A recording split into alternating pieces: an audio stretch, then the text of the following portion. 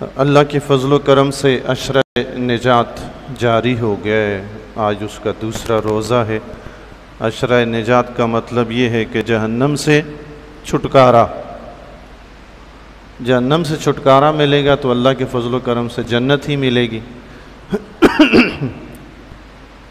آخرت میں دو ہی جگہ ہیں، یا جنت ہے یا جہنم ہے۔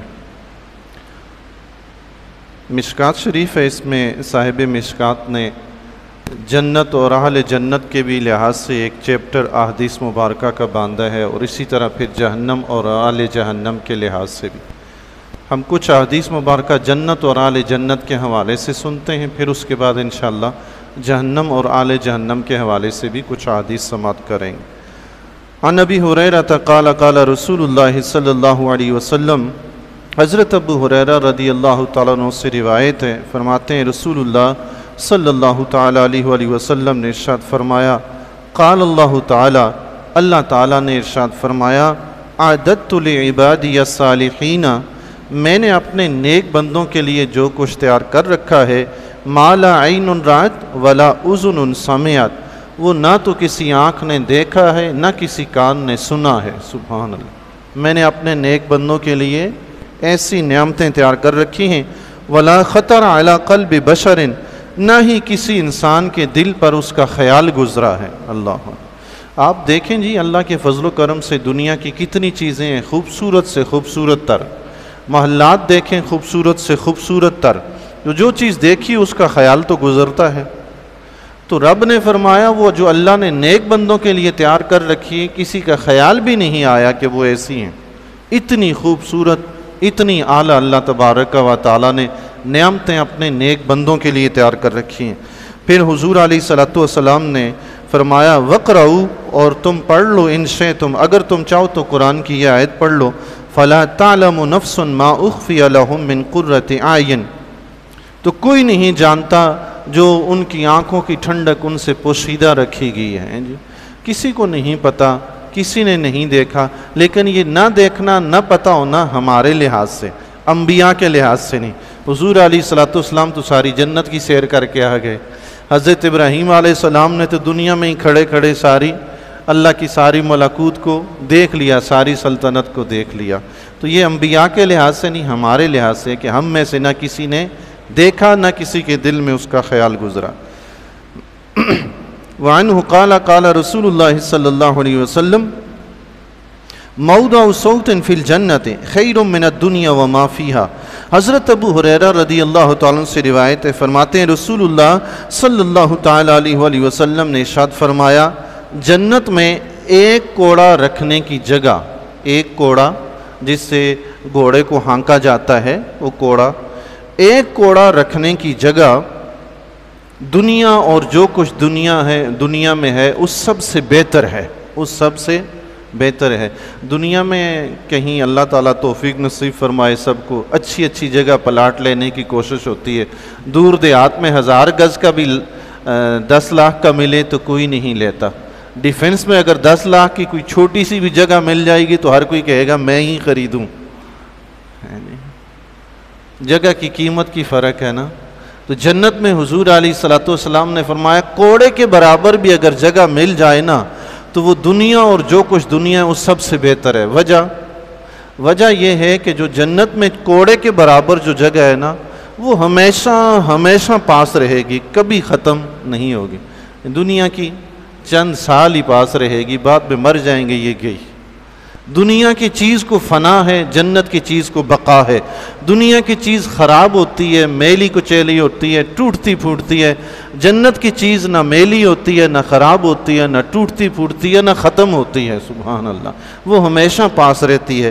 تو حضور علیہ الصلوۃ والسلام نے فرمایا، وہاں مراد یہ ہے کہ تھوڑی سی بھی جگہ مل جائے نہ رہنے کے لیے تو اللہ کا شکر ادا کرو کہ بس پھر ہمیشہ جنت میں رہیں گے۔ سبحان اللہ۔ عن انس قال قال رسول اللہ صلی اللہ تعالیٰ علیہ وآلہ وسلم، حضرت انس رضی اللہ تعالیٰ عنہ فرماتے ہیں حضور علیہ الصلوۃ والسلام نے ارشاد فرمایا، غدوۃ فی سبیل اللہ، صبح کے وقت اللہ کے راستے پہ چلنا، او روحۃ، یا شام کے وقت اللہ کے راستے میں چلنا۔ یہ فی سبیل اللہ چلنے سے کیا مراد ہے؟ علماء کرام نے فرمایا بندہ جہاد پہ جائے تو تب بھی فی سبیل اللہ ہے، نماز پڑھنے جائے تو تب بھی فی سبیل اللہ ہے، اپنے گھر والوں کے لیے رزق کمانے جائے تو تب بھی فی سبیل اللہ ہے، کوئی بھی نیک کام کرنے کے لیے جائے تو وہ فی سبیل اللہ ہے۔ سبحان اللہ۔ حضور نے فرمایا صبح کے وقت کوئی فی سبیل اللہ کے راستے پہ چلے یا شام کے وقت چلے، خیر من الدنیا وما فیہا، تو یہ اللہ کے راستے میں چلنا اس کا دنیا اور جو کچھ دنیا میں اس سب سے بہتر ہے۔ سبحان اللہ۔ چونکہ یہ نیکی کا کام ہے اور یہ نیکی اس کے ساتھ آخر تک جائے گی، جنت تک جائے گی، ہمیشہ رہے گی اس کے پاس۔ وَلَوْ أَنَّ إِمْرَأَةً مِّن نِّسَاءِ أَهْلِ جَنَّةٍ، حضور علیہ الصلوۃ والسلام نے فرمایا اگر جنتی عورتوں میں سے کوئی ایک عورت اطلعت الی الارض، وہ زمین کی طرف دیکھے، زمین پر جھانکے، لأداءت ما بینہما، جو کچھ زمین اور زمین و آسمان کے درمیان میں ہے اس کے جھانکنے سے وہ سارے کا سارا روشن ہو جائے۔ سبحان اللہ۔ جنتی عورتوں میں سے کوئی ایک عورت زمین پر جھانکے تو یہ ساری زمین کی کائنات کو کیا کرے؟ روشن کر دے۔ اللہ، اس کا حسن و جمال، سبحان اللہ، اس کے حسن و جمال میں اتنی چمک ہے۔ اللہ اللہ۔ علماء کرام نے فرمایا جنتی عورتوں سے مراد کون سی عورتیں ہیں؟ یا تو جنت کی حوریں ہیں، یا یہ جو دنیا کی عورتیں جنت میں جائیں گی ان کو اللہ تعالیٰ حسن و جمال عطا فرمائے گا۔ وہاں کے ان کی حسن و جمال کی بات ہے کہ اللہ تعالیٰ ان کو اتنا حسین بنا دے گا، اگر یہ اس وقت دنیا میں جھانکیں، زمین پر جھانکیں تو یہ ساری زمین اور دنیا کو روشن کر دیں۔ سبحان اللہ۔ علماء کرام نے ساتھ یہ بھی لکھا جنتی حوریں جو ہیں ان کا حسن و جمال تو ہے ہی ہے، لیکن جو دنیاوی عورتیں ہوں گی نا، اللہ تعالیٰ جنت میں جو ان کو حسن و جمال عطا فرمائے گا وہ جنت کی حوروں سے زیادہ ہوگا۔ سبحان اللہ۔ اس کی وجہ فرمایا، اس کی وجہ یہ ہے کہ انہوں نے دنیا میں عبادت بھی کی ہوگی۔ سبحان اللہ۔ حوروں نے کون سی عبادت کی ہے؟ وہ تو پیدا ہوئی ہیں ہی جنت میں۔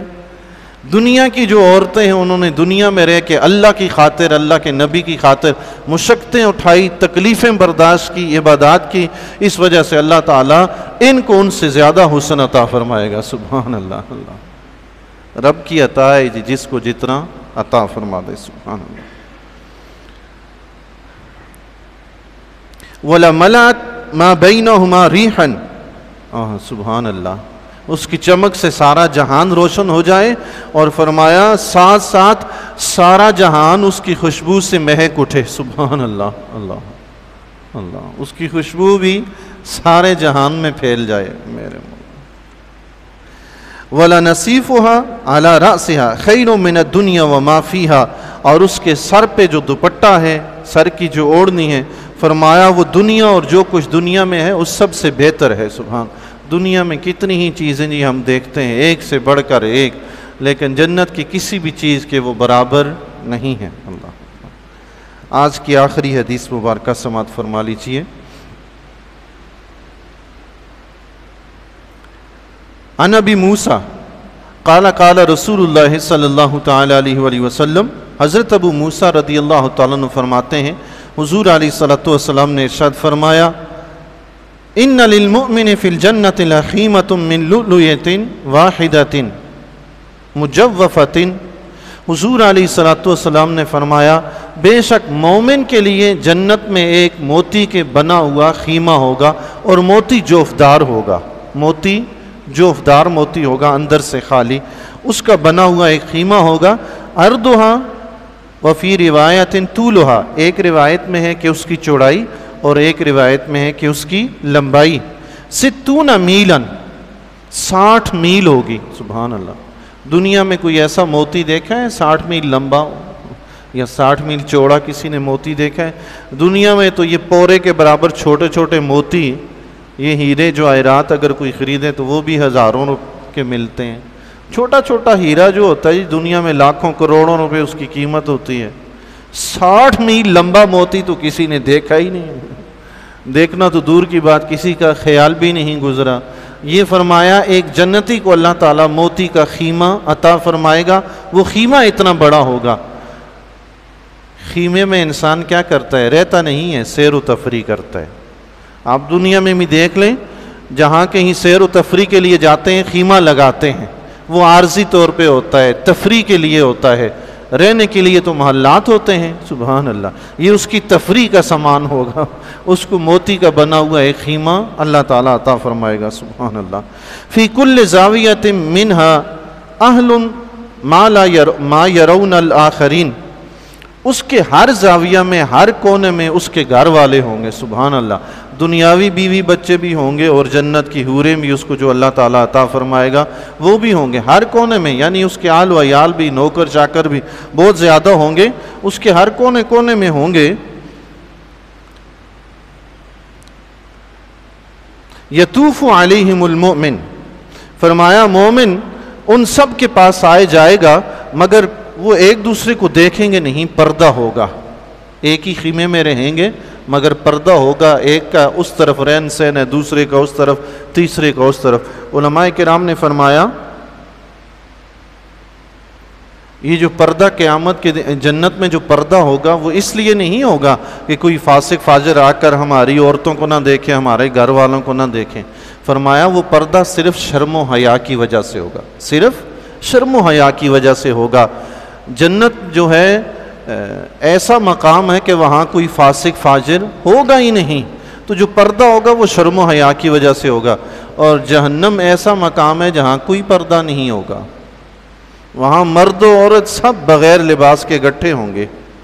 اللہ، پتہ چلا جن لوگوں کو دنیا میں بے پردگی کا شوق ہے نا، ان کا شوق جہنم میں رب پورا کر دے گا، سب اکٹھے رہو. اور جن کو پردے کا شوق ہے اللہ انہیں جنت میں بھیج کے پردہ عطا فرما دے گا. سبحان اللہ. جہنم میں پردہ نہیں، جنت میں پردہ ہے. تو دنیا میں جس کی جو خواہش ہوگی نا، مجھے امید ہے رب اس کی وہ خواہش پوری کر دے گا. دنیا میں بے پردگی کا شوق ہے نا، وہ شوق بھی پورا ہو جائے گا قیامت کے دن. اور پردے کا شوق ہے، پردہ کرتے ہیں، اللہ کے فضل و کرم سے پردے والی جگہ جنت ملے گی. سبحان اللہ. پھر آقا علیہ الصلوۃ والسلام نے ارشاد فرمایا وَجَنَّتَانِ مِنْ فِدَّةٍ آنِيَتُهُمَا وَمَا فِيهِمَا. حضور علیہ الصلوۃ والسلام نے فرمایا اور مومن کو دو جنتیں چاندی کی ملیں گی، اس کے برتن، اس کی ہر چیز چاندی کی بنی ہوگی. وَجَنَّتَانِ مِنْ ذَهَبٍ آنِيَتُهُمَا وَمَا فِيهَا. حضور علیہ الصلوۃ والسلام نے فرمایا اور دو جنتیں اس کو سونے کی ملیں گی، اس جنت کے ہر چیز سونے کی ہوگی. سبحان اللہ. دو جنتیں چاندی کی، دو سونے کی ملیں گی. کس کو؟ ایک مومن کو. سبحان اللہ. اللہ اکبر. جنت پوری ساری جنت کو بھی جنت کہتے ہیں، جتنے بھی اس کے طبقات ہیں، حصے ہیں، 7-8 جنتیں، اس پوری کو بھی ایک جنت کہہ دیتے ہیں. اور پھر اس کے اندر جو باغات ہیں چھوٹے بڑے، اس ہر ایک باغ کو بھی جنت ہی کہتے ہیں. یہاں اس کے اندر کے باغات مراد ہیں. دو چاندی کے، دو سونے کے اللہ تعالیٰ مومن کو عطا فرمائے گا. سبحان اللہ. اللہ. دنیا میں بھی آپ دیکھیں ساری زمین ہے نا، اس ساری زمین کو بھی زمین کہتے ہیں، اور چھوٹے سے ٹکڑے کے پلاٹ کو 1 کنال 2 کنال زمین کو بھی زمین کہتے ہیں. تو اسی طرح ساری جنت کو بھی جنت کہتے ہیں، اس کے اندر تھوڑے سے ٹکڑے کو بھی جنت کہتے ہیں. سبحان اللہ.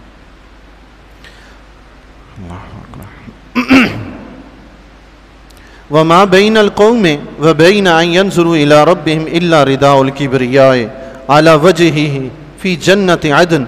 اور جنت میں اللہ تعالیٰ کو دیکھنے اور جو جنتی ہوں گے ان کے درمیان میں صرف اللہ کی کبریائی کا پردہ ہوگا. سبحان اللہ. مزے کی بات ہے جی. باقی نعمتیں تو ملیں گی جنت میں، ساتھ ساتھ رب کا دیدار بھی ہوگا. کبھی کبھی کتنا شوق پیدا ہوتا ہے جی، رب کو دیکھا نہیں ہے، دیکھیں تو صحیح. سبحان اللہ. دیکھنے کی جگہ صرف جنت ہے، اس کے سوا کوئی ٹھکانہ نہیں ہے. تو فرمایا جنت میں اللہ تعالیٰ اور بندوں کے درمیان میں جو دیکھنے کے لیے جو چیز صرف آڑ ہوگی وہ کبریائی کا پردہ ہوگا، اللہ کی کبریائی کا پردہ. علماء کرام نے فرمایا جیسے ہم سورج کو بغیر پردے کے دیکھ نہیں سکتے، اس کے آگے اگر تھوڑے سے بادل وغیرہ چھا جائیں، ہلکی ہلکی دھند آ جائے تو پھر آرام سے انسان سورج کو دیکھ سکتا ہے. اللہ تعالیٰ کی انوار، اللہ تعالیٰ کا جمال ایسا ہے کہ ہر آنکھ اس کو دیکھ نہیں سکتی، تو وہ کبریائی کی چادر کے پردے کے ذریعے رب کو دیکھیں گے. سبحان اللہ. رب کا دیدار کریں گے. اللہ تعالیٰ ہر مومن مسلمان کو جنت میں اپنا دیدار نصیب فرمائے.